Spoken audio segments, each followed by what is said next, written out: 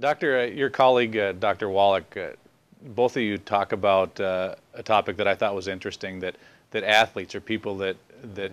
do a lot of physical labor and sweat a lot live shorter Yeah. than your typical couch potato. Can you Yes. explain that? Yeah, it's crazy. We need to make a distinction here. There's never been a professional athlete that's lived to be over 100 years old. And quite frankly, when you look at professional athletes who've retired, you know, I mean, they don't look that good, right? And you're looking at these guys, and they look much older than they are mostly. This is because, again, it's not rocket science. If we go back to the metaphor of the full tank, right? If this is how much nutrition the human body needs to stay healthy, this is how much we get from our food, more or less. And then when we exercise, our metabolic rate increases, and we sweat. Mm-hmm.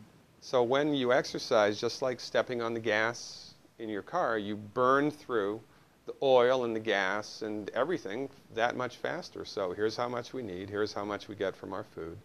And then when we exercise, we burn through our reserves quicker.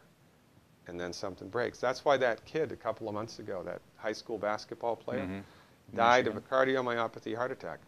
Cardiomyopathy heart attacks, which is your heart enlarges and then basically bursts, right? There's only one thing that causes that. It's not enough selenium, element selenium. Again, selenium, just like with breast cancer prevention. If that kid's doctor should be thrown in jail. It's his doctor's fault that kid, if that kid was my patient, he'd still be alive. Because cardiomyopathy heart attacks are not genetic. They are not caused by a voodoo curse. It's because your body, in his case, ran out of selenium, and then the heart burst. Why? Because it didn't have enough selenium, period.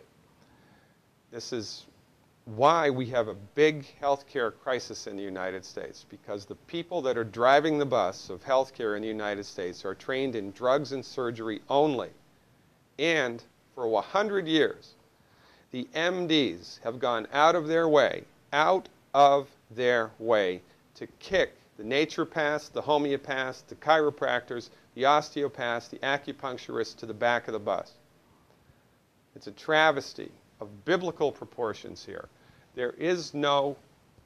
We do not have health freedom in this country. There is not a level playing field. There is no fair market of medicine in the United States. Medicine in the United States is profits-driven, it is not results-driven, and it is completely dominated and manipulated by MD-directed, allopathic, reductionistic, pharmaceutical-centrist medicine. And don't get me wrong, drugs and surgery will save your life when they're indicated.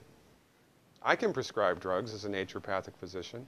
In 20 years of clinical experience, I've needed to prescribe drugs less than 10 times.